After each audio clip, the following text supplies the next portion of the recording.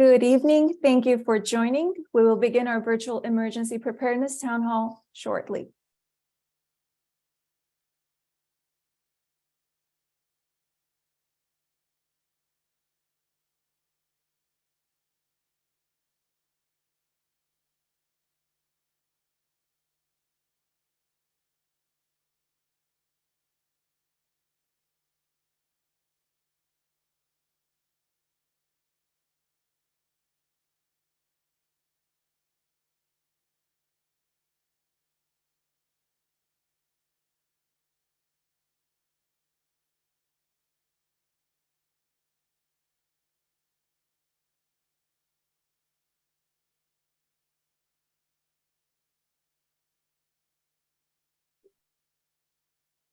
Welcome everyone to the virtual town hall on emergency preparedness hosted by California Insurance Commissioner Ricardo Lara and State Senator Anthony Portantino.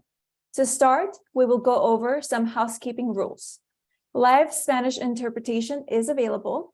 If you need to hear the presentation in Spanish, please click the globe icon in the meeting controls at the bottom of your screen once it appears and select a language channel.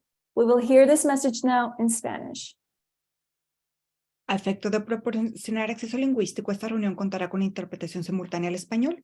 Si usted desea acceder a la interpretación y está en su computadora, busque el icono en forma de globo en la parte inferior de su pantalla, haga clic en interpretación de idiomas y después seleccione español o Spanish. De su iPad o su teléfono, busque el menú de 3 puntos o que dice More en una de las esquinas de su pantalla, haga clic en interpretación y después seleccione español o Spanish. Thank you. Thank you so much. Please note, audio, video, and chat will be monitored and recorded. This event is also being streamed live on Facebook. By default, all participants will be muted and video disabled, except for the speakers. The agenda for today's town hall will include remarks by Commissioner Ricardo Lara and Senator Anthony Portantino. We will then hear from representatives from CAL FIRE, followed by FEMA, the California Earthquake Authority, and the American Red Cross. With that, it is my honor to introduce to you your Insurance Commissioner, Ricardo Lara. Since taking office in January 2019, he has acted to protect California consumers and small businesses, fight climate change, and expand access to healthcare for all, while preserving a competitive insurance market. As California's Insurance Commissioner, Ricardo Lara is continuing his work to level the playing field by leading the state's largest consumer protection agency. Commissioner Lara, the floor is yours. Thank you, Armene, and thank you, Senator Portantino, and our entire team for hosting this important town hall as we are getting ready to brace for some more extreme weather down here in Southern California. I'm pleased to join you to share some important information that can help you take charge of protecting your homes and our local communities. You know, one of my top priorities is helping people prepare for a disaster before it actually happens so that we can save lives, reduce losses, and recover much more quickly. Since taking office in 2019, we've met with hundreds of thousands of you around the state to learn about the most pressing issues you are facing. The direct feedback we got has really helped me and our executive team take action and work with the legislature to improve the lives of Californians and again, protect our consumers and protect your most valuable asset, which is your home. Climate change and extreme weather are the biggest challenge in our state. From record heat waves to unprecedented wildfires to now these snow flurries and extreme weather, it is essential that we act now to help combat the effects of climate change and this extreme weather. And insurance companies have to do their part and be part of the solution. In the previous legislative session, thanks to the work with Senator Portantino, my dear friend, and Governor Newsom, we signed new laws that we sponsored that rank heat waves. When this is completed in 2 years, it will make California the first state in the nation to give us an early warning system for extreme heat to help our seniors, children, outdoor workers, and others to adequately prepare. Many of you may not know that extreme heat is the #1 killer of humans and human beings than any other climatic event. I also sponsored a law to allow the creation of climate resilience districts, which can address climate change related threats and how people prepare. Combating wildfires has also been a top priority. Wildfires, as we know, affect us all here in Los Angeles, even if we're not at risk, because we deal with the health effects from smoke that is also very harmful, especially for our children and our seniors. We need to find ways to reduce the risk to lives and properties from these wildfires, and we can make California safer from wildfires. That is how we are going to keep improving our air and keep insurance options for everyone in our state. To this end, I work closely with the state's emergency readiness agencies to help create a simple but achievable framework that they can follow. We call it the Safer from Wildfires framework. This framework gives actions that you and your neighbors and your community can take to protect your property, your neighbors, and your entire community. Last year, we created a new regulation requiring insurance companies to give you wildfire safety discounts. So if you live in an area with wildfire risk, you should be able to get money back for making your home and business safer. My department will be working in the coming months to make these discounts available to people so that we can reduce wildfire risk, incentivize people to harden their homes, businesses, and communities. I'm proud to say that this is the first we are the first state to require insurance companies to give you wildfire safety discounts. Again, I'll be remiss if we're not talking about, in California, we also have not only wildfires to worry about, but we have earthquakes, floods, and mudslides. Most residential and renters flood insurance is provided through the National Flood Insurance Program, which is administered through FEMA. You will be hearing from FEMA today so that you can learn more about your choices for earthquake insurance and the National Flood Insurance Program. Again, businesses affected can also contact my department regarding their business interruption and commercial coverage policies. Flood insurance is separate from homeowners and renters insurance, which generally does not cover floods, landslides, or mud flow. That's important to understand. An important exemption to all this is coverage for the debris flow following wildfires. If it's somehow connected to wildfires, like we saw in the devastating Montecito mudslides a few years ago, which struck the hillsides weakened by the wildfire, then it is covered. So we can help you decipher all this information at the Department of Insurance. We have insurance experts ready to assist you. We speak multiple languages. And by the way, we not only help you with your homeowner's policy, but we can help you with all your insurance needs, your life, health, and so forth, so that we can help you better understand what your rights are and what you are covered for. Earlier this year, I reminded insurance companies about California's law protecting coverage from mudslides caused by wildfires. If this happens in the future, we will make sure that you are protected. One thing I will urge you to do is to prepare for any potential disaster by using a smartphone, your smartphone, to perform a home inventory to create a record of your belongings.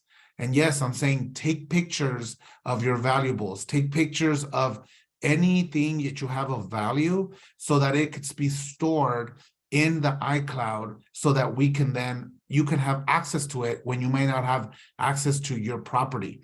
You can also scan important documents to easily and remotely access them after a disaster. My department has a number of resources to help consumers, again, with all these kind of insurance techniques, and of course, with any coverage questions or claim questions you might have.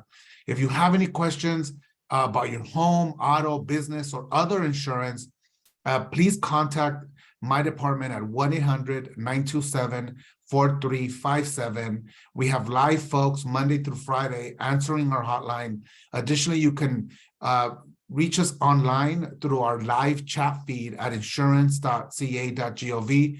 I'll make sure Armene puts that information on our chat so that you can get that information and just cut and paste it from your computer.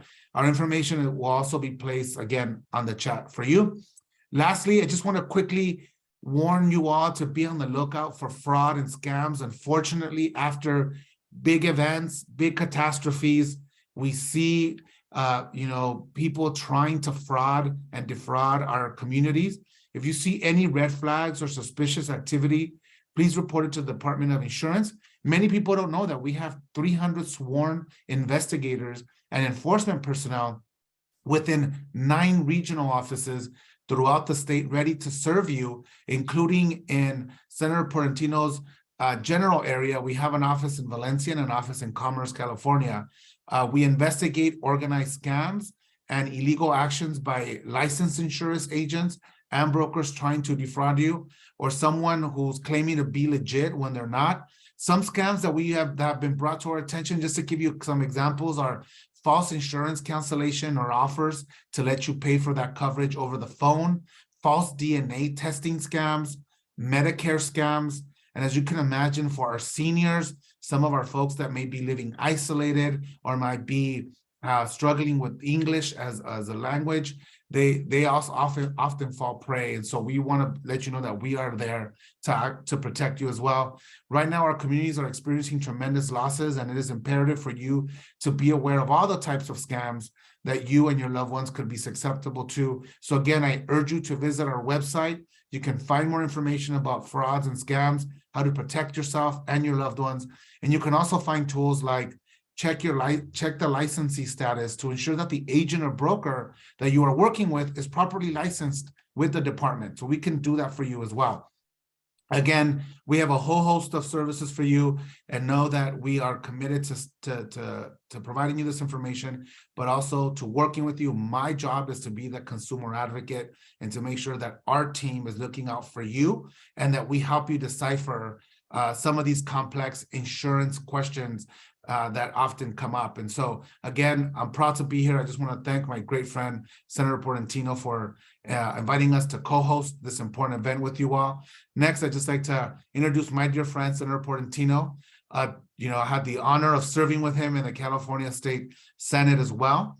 And I can tell you, he's a true champion for education, mental health, sensible gun control, you name it, all the good things I need to be fighting for. And most recently, we joined forces, and we're going to work to make sure that PrEP and PEP is more available for our community. And so I'm proud of the work that we continue to do together. His accomplishments are far and many, including one of the ones that I'm proud of is increasing funding for special education in our K-12 local control funding formula. He's authored numerous legislation, but you know what? I'll have him tell you how great he is. How's that? Please welcome Senator Portantino.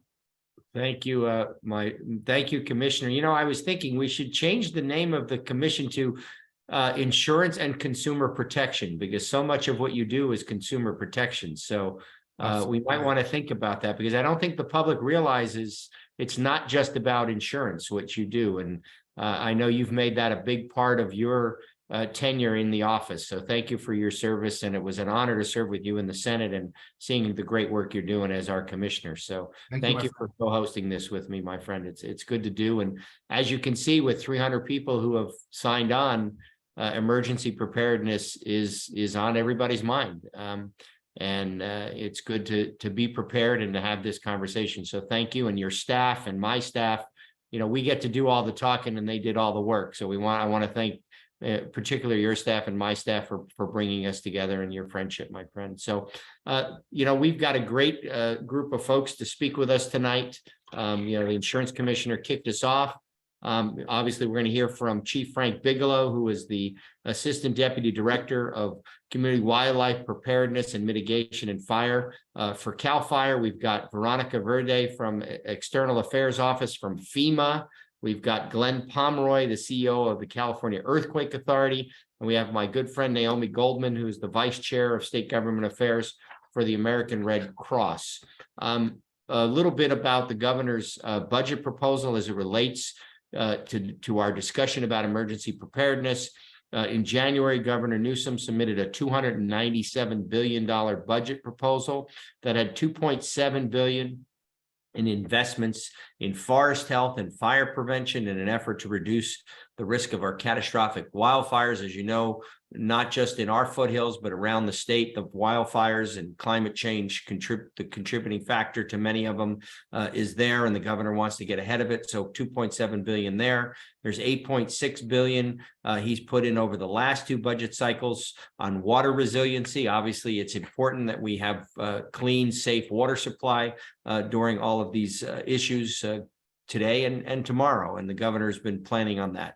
There's 135 million over 2 years to help local agencies on flood risk, as the insurance commissioner mentioned. There's wildfire, floods, and mudslide. You know, we're susceptible to a lot of these things, and the governor has budgeted that. There's $40 million in the Delta projects, reducing the risk of levee failures. If something happens to those levees, it's going to devastate the water supply in Southern California.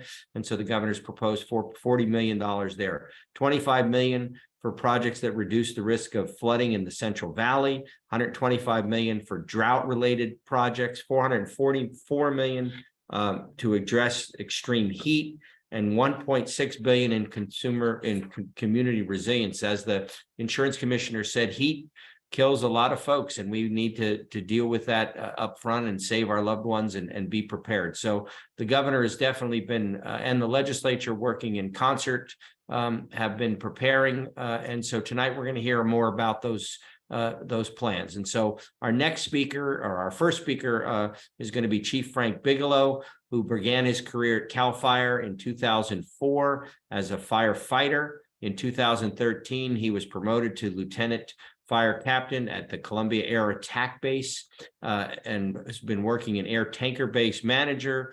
At the end of 2013, he accepted a permanent fire captain position, and as the pre-fire engineer in 2017, he was promoted to battalion chief as the Southern Regional pre-fire coordinator. He's got expertise in wildfire prevention, engineering. He's, experience in the Office of State Fire Marshal in 2020, where he oversaw a lot of our statewide strategic programs. And in 2021, he accepted the staff chief position in the newly created Community Wildlife Preparedness and Mitigation Division, overseeing 8 statewide programs. So it's my honor to introduce Chief Bigelow, who will take it from here for a while. Well, great. Thank you, Senator. Certainly appreciate that introduction. And since the bio has been submitted, I recently received a promotion to an assistant deputy director position. So now I'm overseeing our Community Wildfire Preparedness and Mitigation Division, as well as our Fire Engineering and Investigations Division. So again, appreciate the opportunity to be here and to speak with all of you. Thank you for tuning in today, and for Commissioner Lara for your introduction to this important event. And how exciting is it that he mentioned those incentives for those mitigations that you're doing around your homes to make your homes more safe.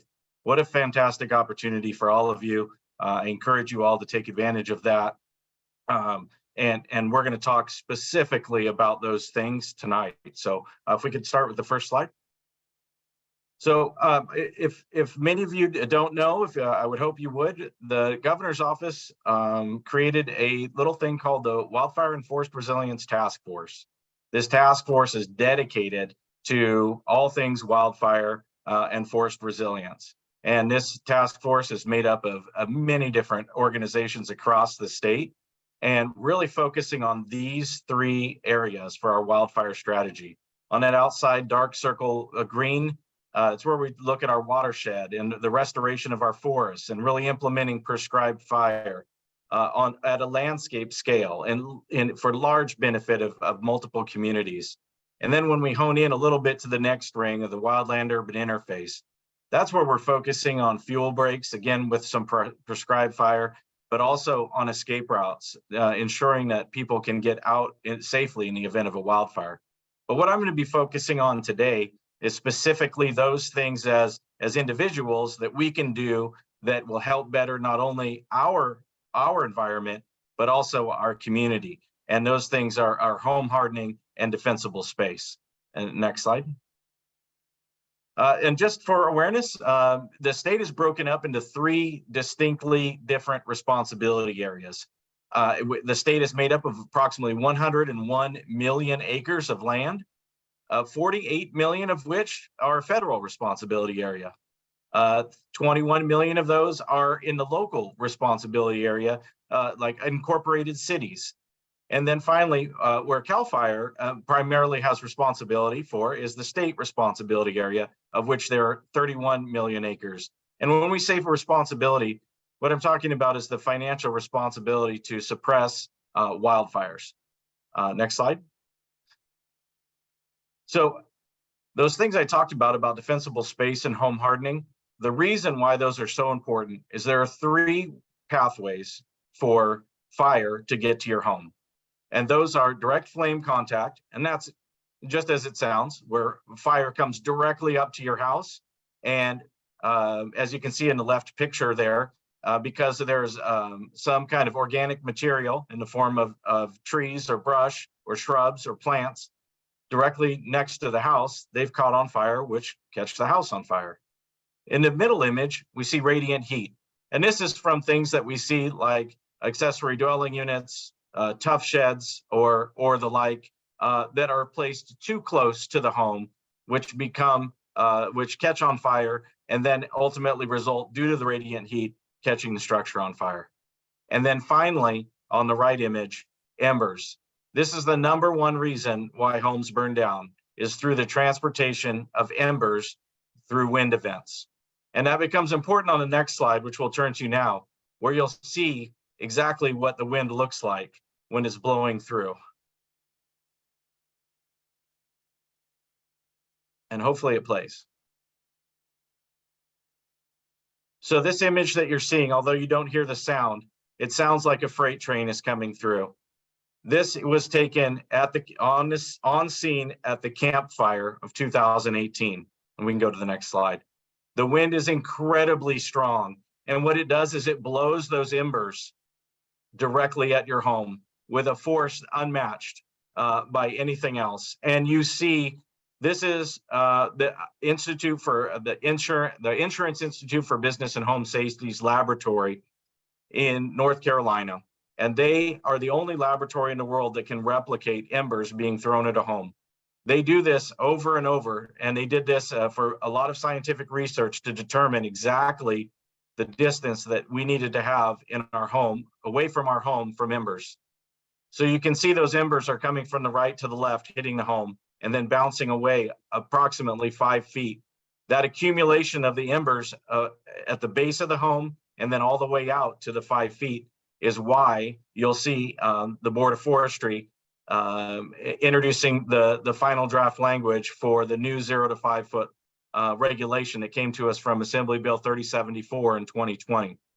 And what that's going to do is create this zone, what we're calling Zone 0, around your home, the ember resistant zone, to keep those embers away from your home and from hopefully keep it from burning down.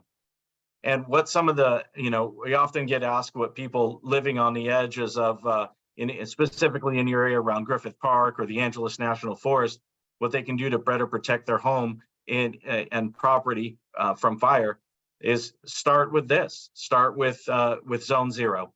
Getting your home completely clear as much as you can in that first 5 feet of any organic material or hydrocarbon-based material like plastics, lawn chairs, sofas, anything that is combustible that's next to your home. We encourage you very strongly to remove any of those things to give your home the best chance of surviving a wildfire, as well as the other 2 zones in defensible space. Zone 1, the first 30 feet away from your home, and then Zone 2, that next 70 feet beyond the 30 feet for a total of 100 feet. Clearing your home of defensible space gives your home a significantly higher chance of withstanding a wildfire. And next slide. And in this image, or back one, thank you. This is an example of, and there's no video here. There is an example of the structure ignition pathway. This was a fire that took place in Balch Springs, Texas last year. It was a very small fire, only about 2 acres. In the grassland that you see on the right of the image, a person was doing the right thing, unfortunately doing it the wrong way, using a mower to mow that field.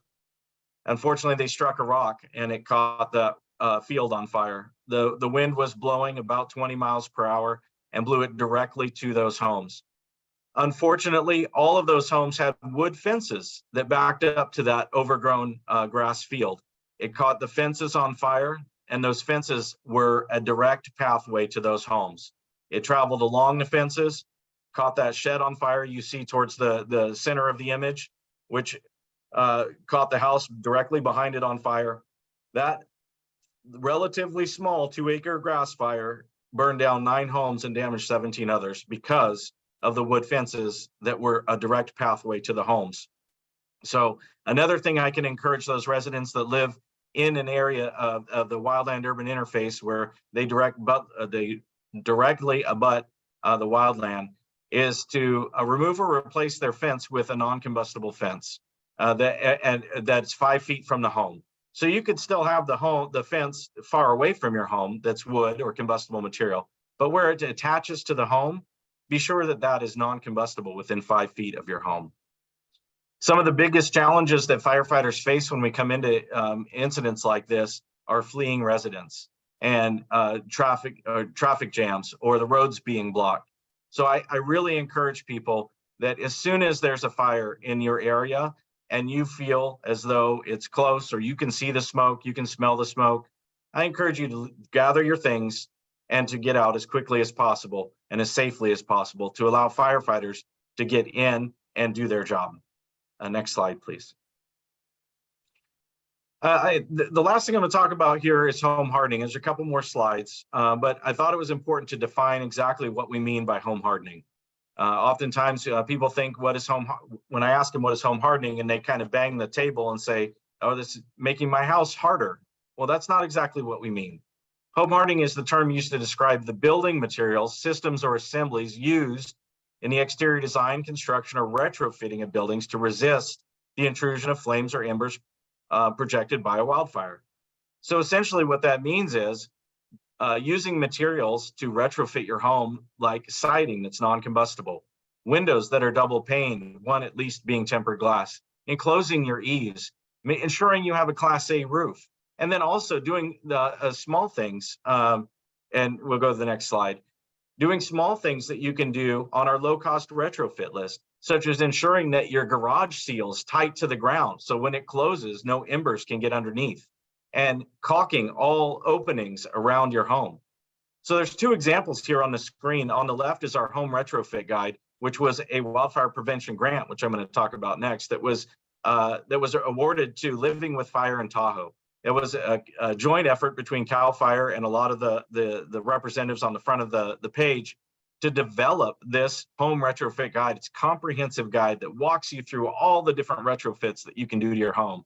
And then on the right is a low-cost list that's available on our website on fire.ca.gov, where you can do these small things to kind of get you started into the home retrofitting. And when I say home retrofitting, homes built prior to 2007 weren't built to Chapter 7A. Chapter 7A of the building code is a more fire resilient code. That those things that I just mentioned, fire resistive siding, enclosed eaves, all those things now are required by the building code, which make homes more resilient to wildfire. But our homes, much like mine, were built before those regulations were in place. So it's incumbent upon us to ensure that we have done those things to bring our homes back up to standard. We understand that those things are expensive. They take time. That's why we have a low-cost retrofit list to get you started as well. And next slide. And then I mentioned our wildfire prevention grants. Our 2022-2023 solicitation period is open right now. It closes March 15th of this year at 3 p.m. We have $115 million that we're willing to give away to 501c3 or other groups, counties, tribal groups. Basically, the only people that are the only entities that can apply for it are for-profit companies. So I encourage you to visit our website to fire.ca.gov, go to our grants page, and you can apply for a grant. And then speaking of, and there's our link in the chat. And then finally, Senator, one page, just wanted to mention the money that's come to your jurisdiction on our next slide. Over the last few years, since 2019, we've awarded 9 wildfire prevention grants totaling $7.8 million for your district, as well as 17 urban and community forestry grants since 2014, totaling over 13 million for about a little over $21 million. So your folks have been busy. We appreciate their business, and we wanted to continue to support you in all we can. So thanks again for the opportunity. Great. Chief, one quick question. On those grants, some of them cities can apply for directly, right? Absolutely, yes. And so those could be for like our urban forestry grants to help put trees back in your urban landscape. Great. I know we have a number of local government officials on, so I want to make sure that they know they can apply for that. So thank you for your presentation. We might come back to you with some questions, but I'm going to move to our next presenter, Veronica Verde from FEMA, who is the External Affairs Officer. She is part of their team for the U.S. Department of Homeland Security's Region 9 office. And in 1994, during the Northridge earthquake, so I talked about that earlier in our pre-meeting, she's got experience going back that far. During her 29 years with FEMA, she's worked extensively in external affairs, tribal affairs, additional disaster experience, and individual and public assistance. She's responsible for supporting Region 9 on a congressional matters connected to disaster activities as they relate to FEMA. She serves as the lead communications advisor to FEMA's leadership, where she ensures that all of its external affairs components are staffed to work in unison with the goals and objectives of the overall operation. So tremendous experience from leadership, coordination, and response. And so, Veronica, please share. Great. Thank you, State Senator, and also to the California Insurance Commissioner for inviting FEMA tonight on a very important topic on preparedness, and of course, for all the community who has joined us tonight. FEMA's mission is to help people before, during, and after disasters, but FEMA's goals are really focused, and the FEMA vision is to have a prepared and resilient nation. In California, as it was mentioned earlier, we are susceptible to many disasters, from flooding to mudslides, landslides, tsunamis, and of course, earthquakes. Next slide, please. When we look at floods and mudslides, a landslide is a mass movement of soil, rock, and other debris that goes down a slope across the surface of the earth. We saw that in La Conchita, we saw that in Montecito after some of the rains. Actually, that was a mudslide. That's a larger scale movement of fine particles that are partly liquefied, that are down or along a slope. When we look at flooding, it is the #1 disaster in the nation and the most expensive as well. The National Flood Insurance Program is managed by FEMA and is delivered to the public by a network of more than 50 insurance companies at the National Flood Insurance Program. Floods can happen anywhere. Just 1 inch of floodwater can cause up to $25,000 in damage.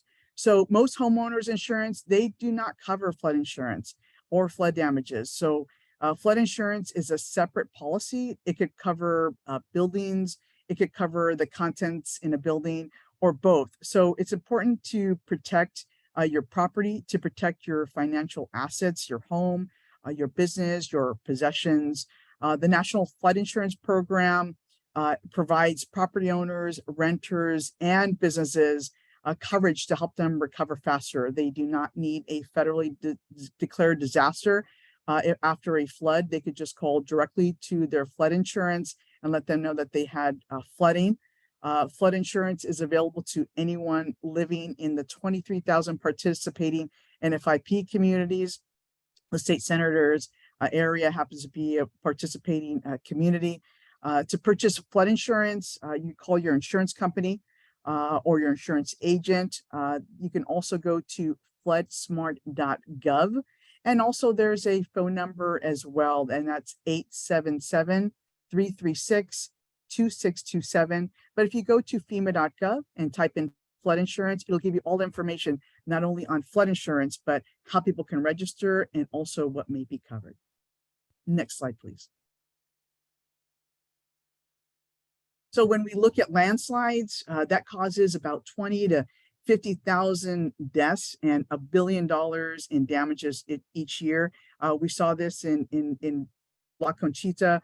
We've been seeing some of this when we've been having droughts, a lot of landslides. It's been very, we've had a lot of weather, so it's been very wet. So we've had also a lot of mudslides that have occurred throughout California. One of the things that, the landslide is a mass movement of soil, rocks, and other debris. It goes down a slope across the surface of the earth, and it can be caused by a variation of different means. By rain, it can be caused by earthquakes. We have seen landslides in volcanoes, or it could also be the change of the land. And how do you protect yourself? Well, listen to emergency information and alerts. Always stay tuned to what emergency responders are telling you, or your local government. When they tell you to evacuate, please do so. Listen for rumbling noises that might indicate an approaching landslide or mud flow. Look for tilted trees, telephone poles, fences, or walls. Those are all indication that the earth is moving and you should get out of harm's way. Be alert when driving. Roads can also become blocked or closed due to collapsed pavement or debris.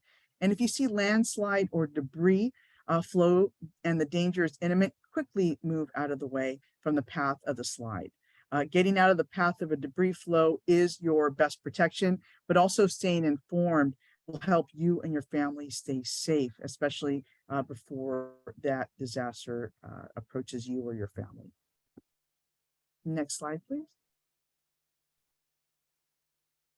So mudslides, flood and mudslides after wildfires, they're increased risk. They develop after heavy rains.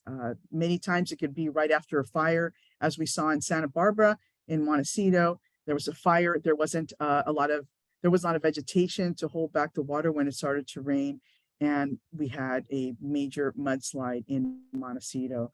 So heavy rainfall due to tropical storms or weather fronts is one of the main causes of mud flows, but it could also be other variations. The ground becomes too saturated with water, and finally the continued rainfall further loosens small particles and often resulting in mudslides. And some of the common causes of mudslides can also be human activity. The removing of vegetation from the surface also increases the risk of a mud flow, since there's nothing to hold the soil particles together. Usually it starts on a steep slope and may be activated by past wildfires or human modification of deforestation. So when we look at mudslides, mudslides are covered under the flood insurance. Landslides are not covered under the flood insurance program. Next slide, please. We have emergency alerts. What's the best way to protect you and your family? One of the things, the community emergency response team is something that is funded by FEMA, but you go to your local fire department. They actually put on the CERT training. All you need to do to sign up is to call 211 from any telephone. You can also contact your local fire department to see if they are putting on a CERT program. Usually it's about a 2 to 3 day certification for people to take this class. It'll show you everything from first aid and also shows you how you will survive with all of the different resources that you have in your home. I've taken the CERT. It's a great way to learn during any disasters, floods, mudslides, earthquakes, how you can prepare and how you can survive a large event. During intense storms and rainfalls, the best thing to do is listen to the radio or watch TV for warnings about intense rainfall or information about potential mudslides and evacuations. Be aware of any sudden increase or decrease in water level on a stream or a creek that might indicate debris flow upstream. A trickle of flowing mud may precede a larger flow. We also have the FEMA app that you can download on any smartphone. You could help take charge of disasters. The FEMA app is your personalized disaster resource, so you feel empowered and ready to take charge of any disaster that comes your way. You can get emergency messages about weather. It talks about if there's a major disaster declaration, where do we have centers? It also talks about where shelters are open. And you can also apply for FEMA when there is a federally disaster that's been declared in your area for homeowners and renters. So learn how to prepare for common hazards quickly and easily. learn the basic preparedness strategies like how to create a family emergency plan, a communication plan, and what you need in your emergency kit and what to do immediately following after a disaster. We have ready.gov that provides resources for any disasters, how to prepare, and there's even publications that you could download for you and also for your children. Next slide, please. So disaster preparedness is more than just storing water and supplies.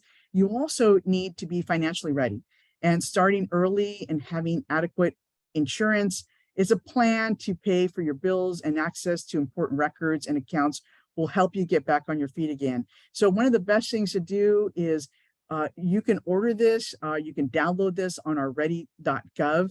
It talks about putting down important information, your bank account numbers, tax statements, insurance, card titles, emergency contact information, getting you one step ready before a disaster strikes. And not only that, but you should also take photos of your important documents. So that way, usually, flood will wash away your important documents, fire will burn your important documents, and an earthquake could bury it. And we lose our identities in many times in disasters. So taking a quick photo of your driver's license or your passport can go a long way in the step of trying to get a lot of those documents to help you get on your way to recovery. As I mentioned earlier, making a plan, what to do in an emergency, having an emergency kit, and having an emergency kit also includes what kind of insurance do you need. So we talked about the National Flood Insurance Program, but we also live in earthquake country. So having earthquake insurance is also something to consider, which I know we're going to hear later on in the presentation. So FEMA recognizes that a government sector-centric approach to emergency management isn't enough to meet the challenge. So we need everybody on board, and even those that have tuned in, for today. You are part of our team. It's part of our whole community approach to prepare and also to respond and to recover from any type of disasters. So if you empower yourself, look to see the steps that you and your family can take now to prepare. It's going to go a long way when disaster actually strikes in your community. So we look to such partners such as the California Department of Insurance and, of course, the state senator for tonight's town hall that are focused on empowering individuals and communities to get personally prepared. There are roots and their minds are creative ways to make preparedness engaging at all levels. Thank you. Thank you, Veronica. That was great. And I know that Armine put information in the chat on those phone apps. So people have no excuse not to be able to get those apps on their phone because we put the links in the chat. So make sure you guys get that. I do have one quick question. People are asking about pool water and whether in a disaster you could drink your pool water. How do you make pool water safe? Is there something you want to share on that one quick question? So you can use a bleach to actually, water for swimming pools can be used for personal hygiene, cleaning, and related uses. Maybe not so for drinking. You could, look at drinking water, look at your hot water tank, for example, which is, they teach that in the CERT training, the hot water tank or your storage tank in your toilet, that can be considered water that could be drinkable. So already look ahead and what you need to do to get that water by taking the CERT class and how you can get safe drinking water. There are ways that you can make pool water safe through bleach, but you would really have to follow the Center for Disease Control /healthy water /emergency that tells you how much bleach you would need to put in pool water to make it safe and make it drinkable. But if you look at your hot water tank, sir, and also just look at your storage tank that's in your toilet, those are drinkable resources in an emergency. Bottom line, use your pool to wash, use the tank to drink. Thank you. We're going to move on to Glenn Pomeroy, who is the CEO of the California Earthquake Authority. And Glenn and I have partnered on the Brace and Bolt program. And I have to say that my district has the most number of houses that have taken advantage of this free Brace Your House foundation to make it earthquake safe. And so we've partnered with that. And again, the 25th district has been, more people have been signing up, and it's been great to do the original launch and then the relaunch. Glenn, since 2008, has led the not-for-profit Earthquake Authority, which is the largest earthquake insurance provider in the U.S. The Earthquake Authority provides insurance protection for more than 1.1 million California homes, backed by $19 billion in claims capacity. The earthquake. He also serves as the administrator of the California Wildlife Fund, which has provided over $21 billion in coverage for wildfires caused by investor-owned utilities. So, Glenn, please share with us what we need to know about the Earthquake Authority and getting ready. Thank you very much, Senator. Good evening, everyone. It's very nice to be with you this evening. Well, thank you for the introduction, Senator, because you covered my first slide. The California Earthquake Authority, really think of us as a not-for-profit earthquake insurance company. We're not a state agency, but we were created by the state for a public purpose. We're governed by public officials to make sure that that public purpose remains true. Insurance Commissioner Lara is one of our 3 board members, along with the governor and state treasurer, that oversee this California Earthquake Authority. We're in this for Californians and for our policyholders. We're not in this to make a buck for shareholders. It's a public nonprofit organization now with over 1 million policyholders, and it's true. We are the largest earthquake insurance company or provider probably in the world, certainly in the United States. We have developed this earthquake Brace and Bolt program that the Senator's been a true champion of. I'll talk more about that in a second, but it's a great program to provide up to $3,000 to homeowners to help retrofit their home if they're eligible and they sign up and they are selected in the lottery. I'll describe that. And we do also administer this California Wildfire Fund, a $21 billion fund that will get involved next time there's a massive wildfire, God forbid, creating billions of dollars of damage. The Wildfire Fund will play a role in helping move the state forward through that disaster. But tonight, I really want to focus on the earthquake issues. You know, in light of the horror that we continue to witness in Turkey and Syria, the tremendous tragedy. Now, the death toll is approaching 50,000. It's a reminder, a somber reminder that earthquakes happen. The tectonic plates of the earth move. And when there's a dramatic movement and energy is released, earthquakes happen, and they happen in California too. You know, California's home to 2/3 of the nation's earthquake risk. That doesn't mean we should be frightened.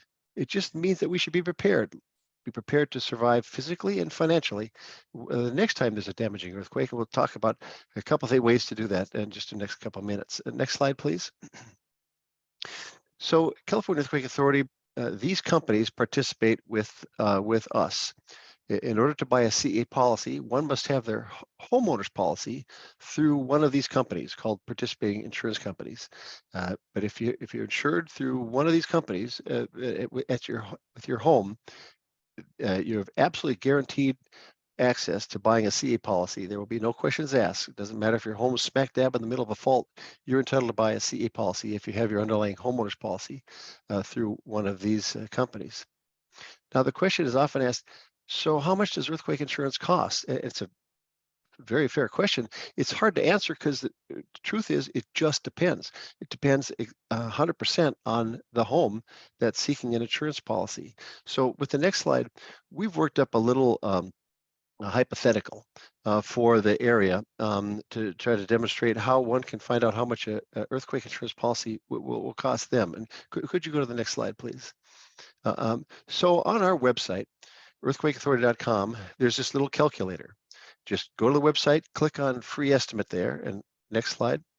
Then you're in the calculator. You'll need to indicate whether it's a homeowner's policy you're interested in or renters and so on.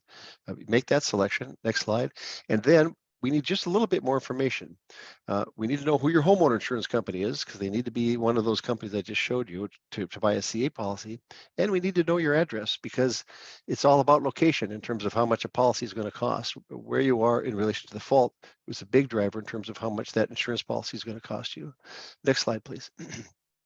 Need also to know what year the home was built because that's Older homes are more vulnerable. They just are. And we need to know when that home was built. We need to know what your homeowner insurance company insures the home for, because that's what we'll insure for it too. That's not the market value. That's not how much you'd get if you put a for sale sign in front of your house. It's how much your homeowner company has determined it will cost to rebuild your home. That's the insured value of the home, and we match the homeowner's policy in terms of what they've made that determination. How many stories, what type of foundation. Once this information is provided to us, you click on get an estimate and go to the next slide. And then you'll see a wide range of options. And you're in the driver's seat to choose the policy that meets your own needs and your own budget. By that, I mean, you go into this calculator and there's a wide range of options that you choose from just by moving those sliders back and forth from the left to the right.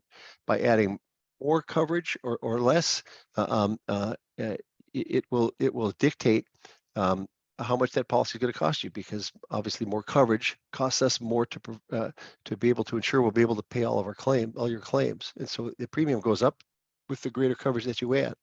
So here we show the spectrum.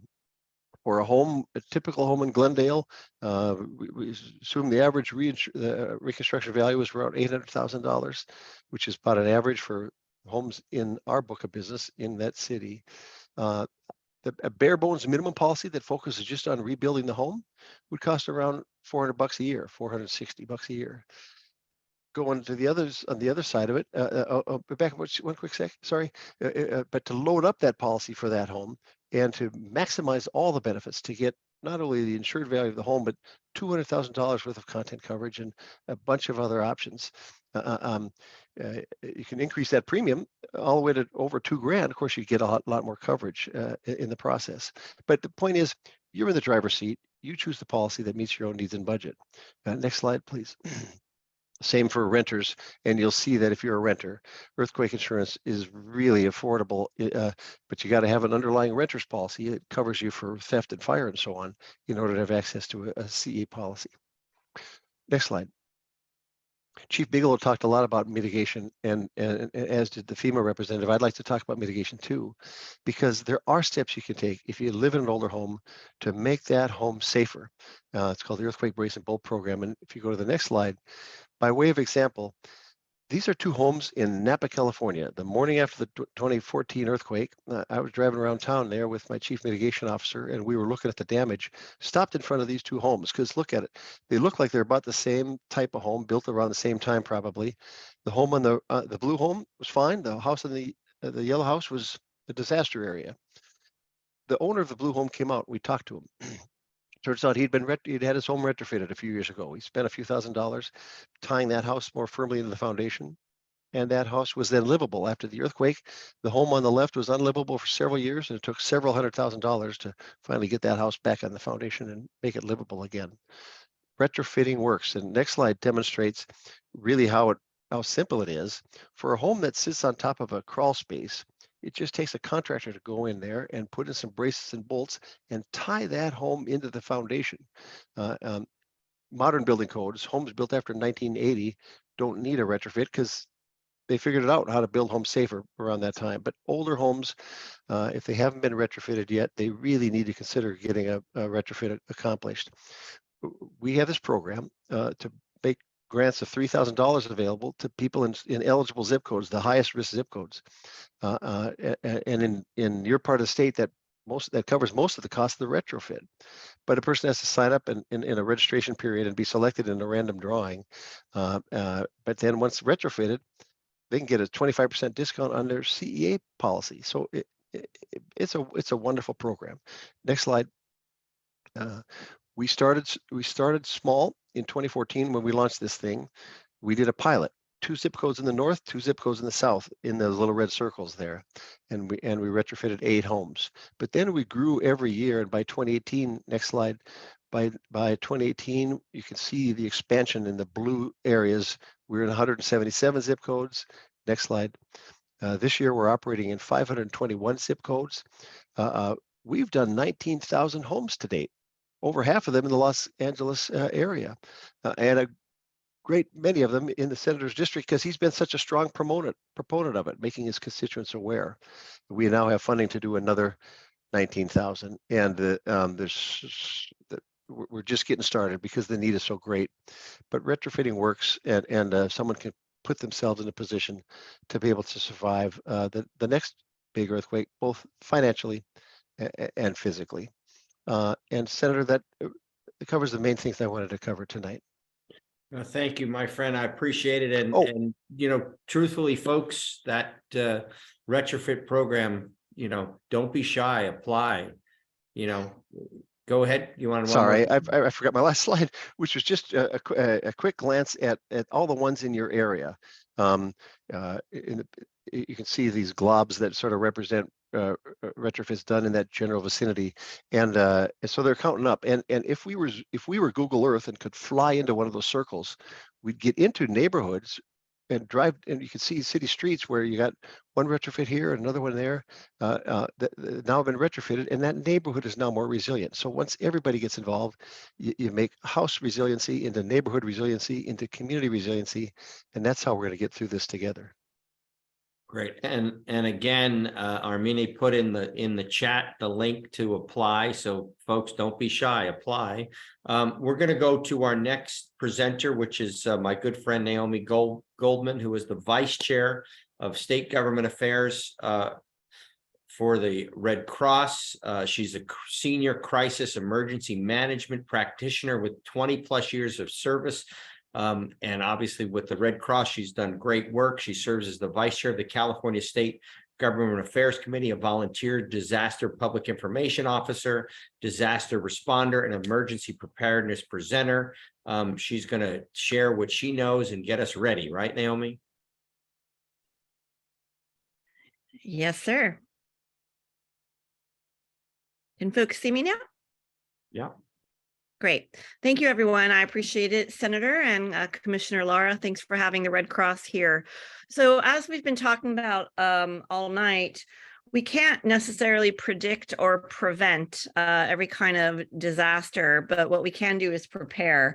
So the American Red Cross really kind of has put forth this 3-step plan for disaster readiness, which is get a kit, make a plan, be informed.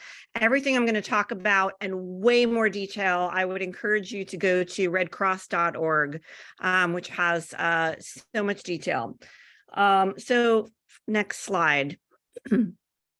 I'm going to talk a little bit about what things you should have in your emergency kit. And there are tremendous amount of kits that come prepackaged that you can purchase in most big box stores and online, or you can put things together yourself and you're going to want to customize it. I'm going to point out a few things. We get questions about water all the time.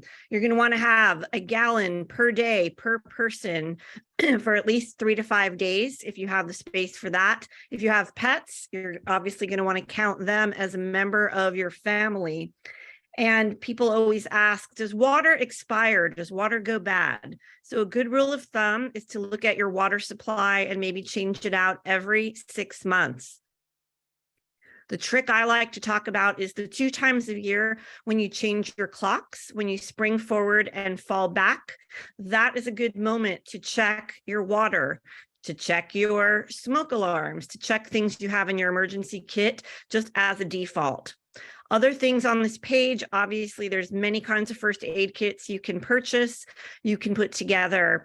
I do want to give a shout out to a whistle. Whistle is really important that, God forbid, if people are trapped, you have the ability to amplify your breath and your sound with a whistle.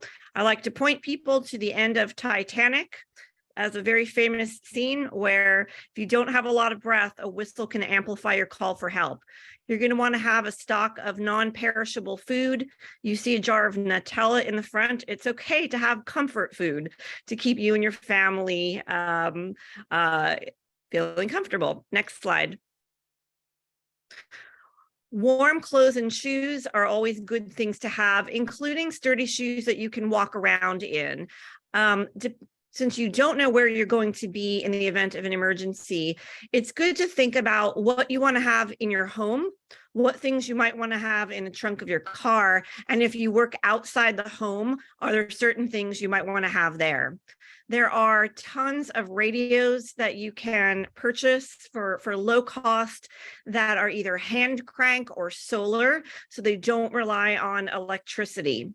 I do want to mention cash in particular. A lot of people have gotten used to working in a cashless society. But if ATMs go down and cash registers go down and electricity is out everywhere, excuse me, you are going to be reliant on cash. So it's a good idea to have at least a small quantity of cash and small bills in your kits so that if you need to purchase things in an emergency, you have that. Work gloves and tools are also good things to have in your kits if you have to move debris out of the way and to prevent yourself from getting injured. And when it comes to your cell phones, think about having chargers, both the kind you can plug in if you have access to electricity, as well as portable chargeable ones that you can carry with you. The next slide, please.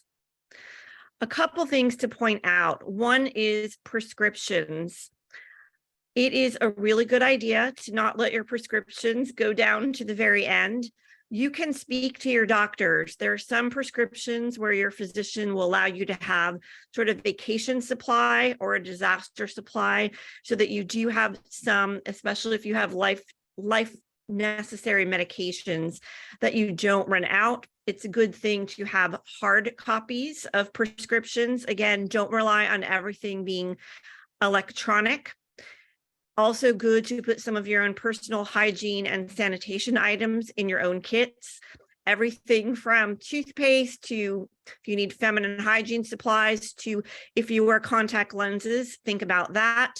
You want to have things that will comfort. If you have children, if you have pets, to keep them distracted, to keep them comfortable.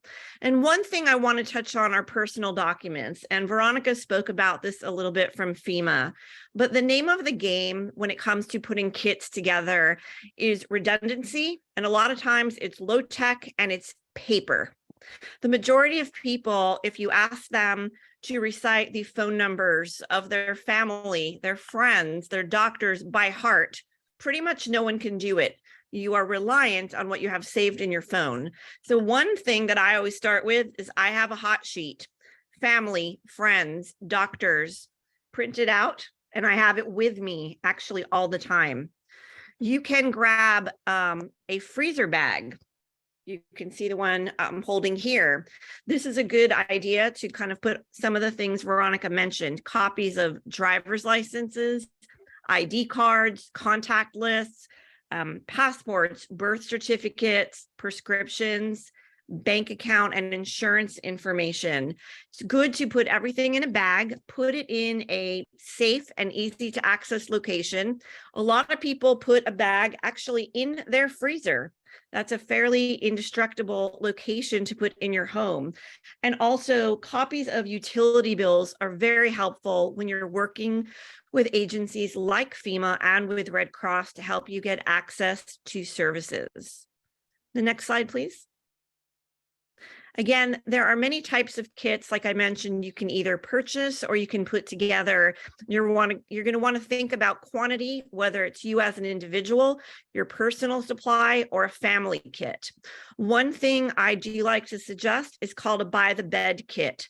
If something happens in the middle of the night and you are in bed, suggestion number one, have good shoes nearby your bed so that you can jump into them. A lot of people survive the initial earthquake, but they are really injured by shattered glass. We want to make sure you have safe access. Same goes to having a flashlight within arm's reach of your bed. And if you wear glasses or corrective lenses, you're also going to want to keep them near to you. Again, this is all about safe passage if you're needing to escape or evacuate after an emergency. One more slide, please. I think it goes one more, please. Oh, I didn't realize that Thank you. In terms of be informed, again, people do ask us all the time where they can get up-to-date information on what areas are being evacuated, where are shelters being set up, and when is it safe to return. So number one, you're going to look to the media, particularly things like talk radio stations are going to broadcast shelter locations, evacuation information, when it's safe to return. Number two, big fan of reverse 911. You can register your cell phones and email addresses to get alerts. The first one, alert.lacounty.gov, is for the County of Los Angeles, and for the city, it's notifyla.org. It's a great, easy thing to get information proactively sent to your phones. I also included a few things related to Red Cross, where we're constantly putting up information before, during, and after disasters, particularly on Twitter and Instagram, but also on Facebook. And then the redcross.org website, as I mentioned, is just a real storehouse of information. The next slide. Also want to mention, if you go to redcross.org there, you will see a great emergency app with so much information about how to connect with your loved ones and monitor things and customize alerts based on your geographic location, how to access information, how to find maps. And the app also has everything else from first aid to helpful hips to your family. And then the last slide, please. We have so many people who don't have a kit or a plan, and it seems overwhelming. So I'm going to suggest these 6 things. Number one, have the talk with your family about what you would do in case of a disaster. Your kit, your family evacuation plan, how do you coordinate with each other? The next bullet is make copies of documents. So I'm not sure if the bullet points will all load. Make copies of documents like we talked about and get them stashed away so that you can have some peace of mind that you have low-tech redundancy. The third thing is test your smoke alarms and your CO2 detectors. Again, think about the 2 times a year when you change your clocks as a great moment to take stock of your disaster readiness. The next one, which we didn't talk about so much today, but it's really good for you to know where your utility shutoffs are, particularly gas, in case you need that information. The 5th is do that by the bed kit. It's really simple to know that you've got shoes, a flashlight, glasses, so that you'll have safe passage. And lastly, I would suggest that you go and download the mobile apps, the ones we've mentioned for Red Cross, as well as the ones that my colleagues have mentioned, so that you do have a storehouse of information at your fingertips anytime that you need it. They're all free, takes just a few minutes, and let's do what we can to get disaster ready. Thank you so much. Thank you, Naomi. I will touch upon the smoke alarm issue. So Yes. many of us, when the battery goes low and it starts beeping in the middle of the night and wakes us up Yes. because the battery's low, we take the battery out so we can get some sleep, and then we forget to put the fresh battery back in. So if you take the battery out because it's low, don't forget to replace it, because if it doesn't have a battery, it's not protecting you. And so thank you for that. I have to say the panelists were great. Thank you, Chief Bigelow, Veronica, Glenn, and Naomi for bringing your expertise. For those of you out there, this will be available on my website, so you can share it tomorrow. There's a couple things before we go I do want to touch upon. Folks wrote in concerned about schools and emergency preparedness for our public schools. Every public school is required to have an emergency plan. If yours doesn't, you should make sure that they do. I think it's okay for parents to ask for a copy of it and make sure your school has followed the law and making sure they have their plans. We've received information about concerns over our special needs population, in particular students in school with disabilities. I'm actually doing a bill this year to make sure that part of IEPs that's pupils with exceptional needs have a plan for how they're going to deal with issues on campus. And so that's a population I deeply care about, and as do the folks who sent in questions about it. And then folks who want to volunteer for CERT and emergency training, most cities have that available through their fire departments. Again, I know Glendale, Burbank, and other places do.